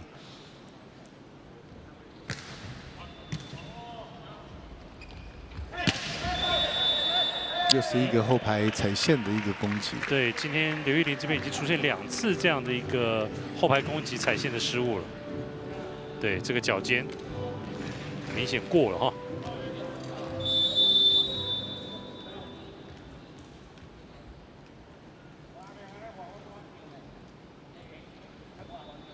哎呀！小高在发这个球的时候，是不是有点犹豫了？对，你看他起来，本来想要扣，又手型又变了，整个力道就没有做的撞击的很好。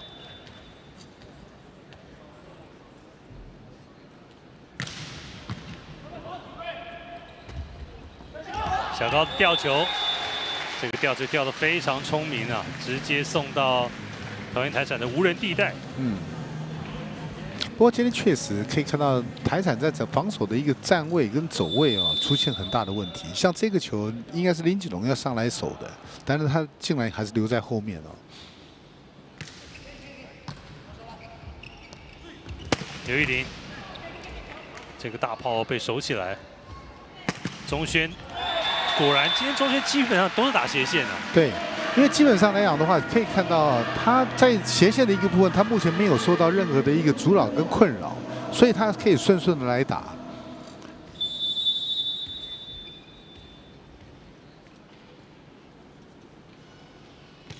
王敏勋的发球，施玉翔接发，快攻。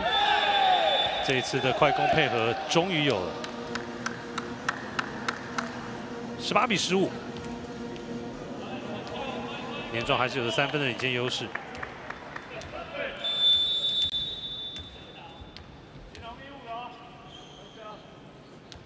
刚才得分的张安成，看他得发球。现在在男排里面，如果这样的跳飘的一个发球，基本上是没有办法威胁到对方的一个接发哈。也并不是说完全没有，因为在跳飘来讲的话，它的一个整个的一个这个我们说它的威力跟跳扣它两者是不大相同的哈。跳扣它是比较有力量、有速度，然后缩短时间哈。那跳飘来讲的话，它最重要是要它的球是就是比较有变化。不过我们可以看到，在跳飘的过程，第一个它跳飘的高度够不够？你跳飘高度不够的时候呢，你的球只能够往斜上来走，所以没什么威力。你一样要用力跳，调高一点，然后发平的，平的时候就有速度力量出来，它的漂浮性就会更大。所以我们看到现在的一个跳飘来讲的话，我觉得它并没有产生太大的一个这个漂浮的一个威胁性。这边刚说的发这边的挑战一下都没有啊，让中轩这边随便打，让他发小边一点嘛，让他挤小边一点，我们捕捉场的、啊。没办法，我们把骨位被吃太多颗了。郑周一教练自己也知道，就是抓中轩，不要让中轩有那么舒服攻击的这个位置啊。对啊，他当然他是想要说，简单的说，他就是有点想要叫选手去发这个2号位的短球，去控制中轩这个2号位这边的攻击。那当然就是说，这是一个这种所谓的一个战术的方法啦。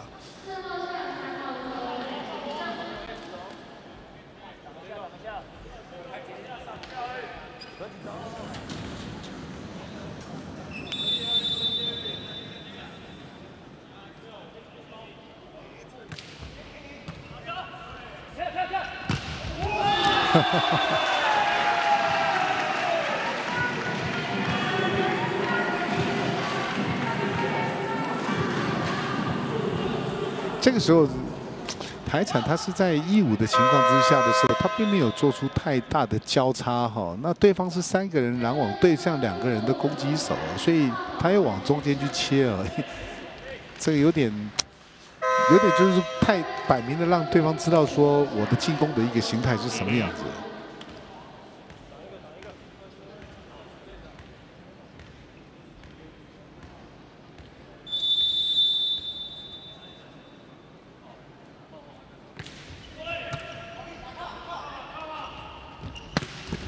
刘玉玲这个球第一时间被拦回来，施玉翔跟他也没有能够把球给救起。22比15。哦，你看连庄的拦网非常有侵略性的哈，吕江的手整个已经过来往着这一边了。对，因为你现在1-5，你没有打交叉没有关系，你现在一个快一个长，那你干脆就把球调后面给林启龙去打后排。那绝对会碰到就是1对1的拦网了，因为毕竟虽然说他们是3个人在拦网啊，那你突然之间把他拉开了以后，一定会只剩下1支拦网而已。柯凯杰的发球失误，不过现在这个领先的分差还是在安全的范围之内。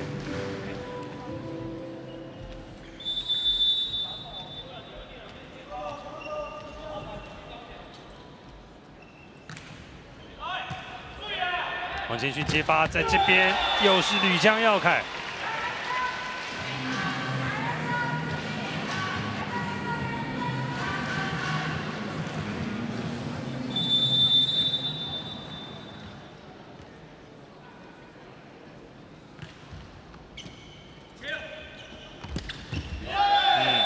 在这边甘茂宏，台湾台产的队长，同样是以快攻还以颜色。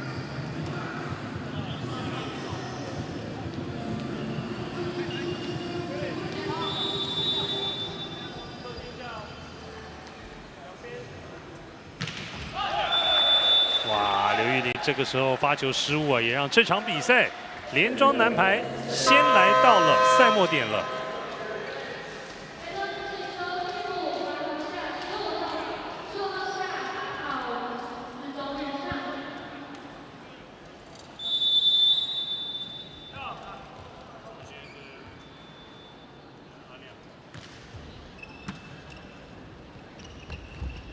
池宇翔4号位这边的攻击有。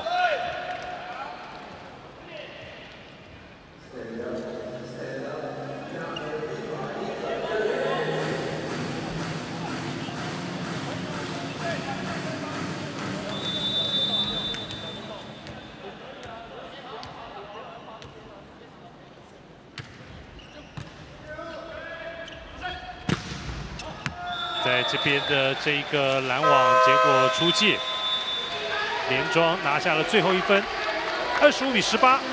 那这一场在企业排球联赛20年第2周的例行赛事，看到连庄男排这支卫冕军今天是以直落3击败了对手桃园台湾产险，拿下了一场漂亮的胜利。我们休息一下，稍后来看看赛后的访问。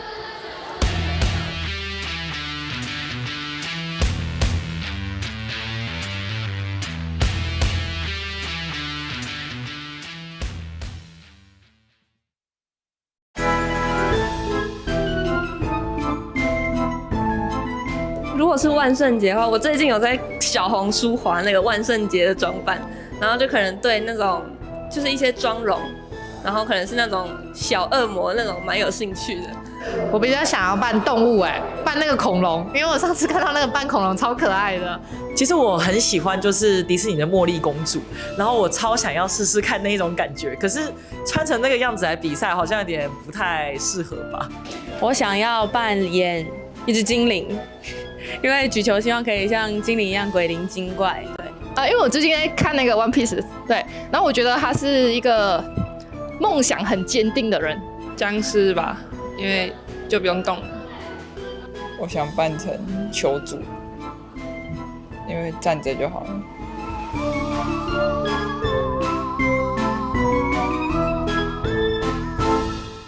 企业20年甲级男女排球联赛，场场激战，精彩不断，敬请锁定 HubSport YT 频道，一起战到底。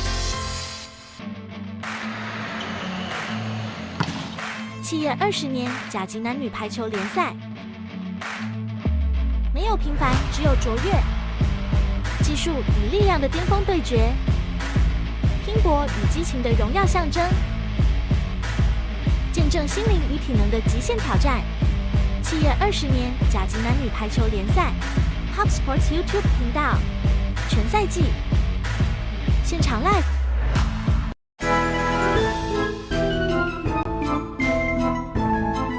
我本来是想扮南瓜啦，就戴一个头套南瓜，但我觉得南瓜好像很多人扮，那我就扮那个小恶魔好了。蜘蛛人吧，因为蜘蛛人他有那个可以喷蜘蛛网那些的，然后就可以把球定在那边，然后想要攻击的时候再攻击，这样就觉得应该会蛮有趣的。我觉得我应该会扮演钢铁人吧，把自己全部包起来。我最想扮演透明人吧，因为其实我自己平常是一个很安静的人。想扮演小丑，就给大家带点欢乐。可能扮演骷髅头吧，因为我很瘦，然后又瘦长，感觉就可以当骷髅头。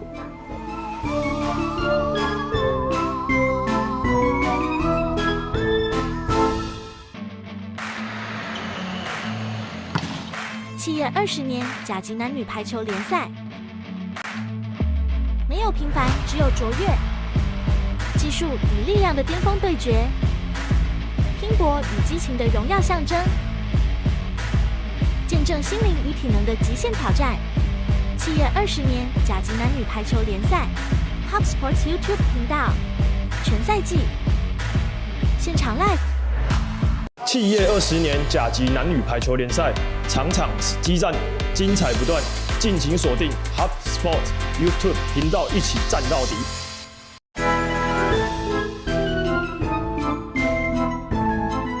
如果是万圣节的话，我最近有在小红书滑那个万圣节的装扮，然后就可能对那种就是一些妆容，然后可能是那种小恶魔那种蛮有兴趣的。我比较想要扮动物扮那个恐龙，因为我上次看到那个扮恐龙超可爱的。其实我很喜欢就是迪士尼的茉莉公主，然后我超想要试试看那一种感觉，可是穿成那个样子来比赛好像有点不太适合吧。我想要扮演一只精灵，因为举球希望可以像精灵一样鬼灵精怪，对。因为我最近在看那个 One Piece， 对，然后我觉得他是一个梦想很坚定的人。僵尸吧，因为就不用动了。我想扮成球主，因为站着就好了。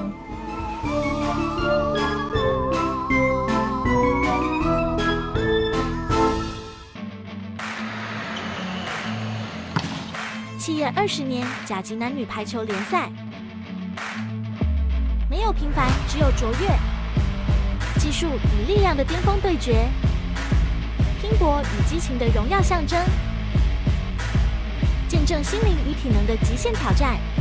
7月20年甲级男女排球联赛 ，Hub Sports YouTube 频道，全赛季现场 live。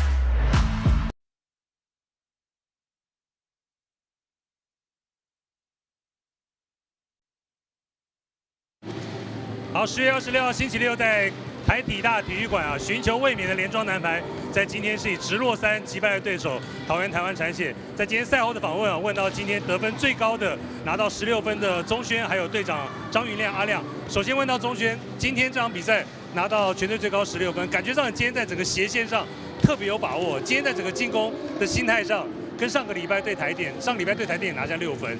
那心态上你做了什么样的一个调整？主要就是针对上礼拜就是第一场对台电嘛，他自己的状况没有发挥到很好，就是蛮差的。那回去就是我们有开会检讨，然后跟举球员的球速的搭配也有做调整。对，上礼拜几乎都针对在球速的部分在做训练这样。今天看这个台产这边拦你的进攻球好像都拦不太到啊。那你自己觉得自己今天的进攻状态怎么样？因为主要就是打速度型的为主嘛。那其实上礼拜就是针对这个点，然后跟举球员有多去沟通啦。然后今天举球也有发挥到举到我想要的那个球质。对 ，OK。今年当然少了布莱恩，不过阵中还有另外一名施郎杨这样的一个攻击箭头。你们在少了布莱恩这个火力点之后啊，那今年你自己有没有设定你在球队当中扮演的角色？有没有想过的问题？其实一样，一场一场慢慢来，因为毕竟少了布莱恩我们有补进小高嘛。那其实我们的攻击的火力也是算蛮强大。那其实就是每一场我希望自己都能稳定发挥啦。对 ，OK， 好，谢谢钟轩。那接下来我问一下阿亮。阿亮今年也是第3年当这个连庄的队长了哈。是。那在担任队长这个角色上，那今年有没有想到说给自己怎么样的一个期许啊？其实每一年每一季当然都是希望带领连庄这个球队就是能打连霸，就是夺冠军啊，这是球队的目标。对啊，也希望大家都能健健康康的完赛这样。OK， 那当然上个礼拜我们知道第1场比赛你们卫冕之路，结果被台电打了一个3-0。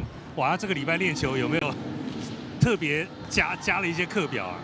就钟轩所说的，其实我们回去我们整个球队都有开会，就是针对我们开季第1场跟输0-3输台电下去做检讨。那也针对球队的一些失误啊，然后做练习的搭配啊，甚至攻击手跟举球员的搭配，还有一些球员沟通上的一些桥梁，然后去做调整这样。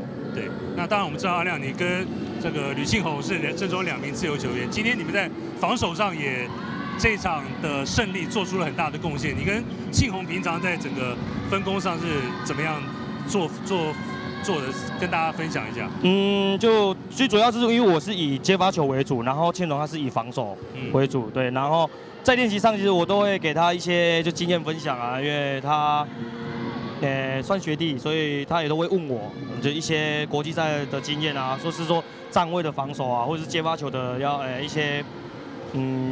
一些动作啊，然后他都会去问我，然后我也就一些经验，然后传承给他，然后就是跟他讲这样。阿亮，你现在当爸爸了嘛，对不对？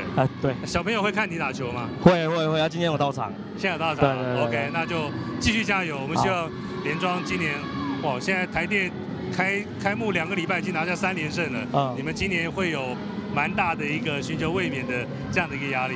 非常感谢钟轩跟这个阿亮在赛后来接受我们的访问。那接下来我们时间就继续交给我们的球评于金芳老师。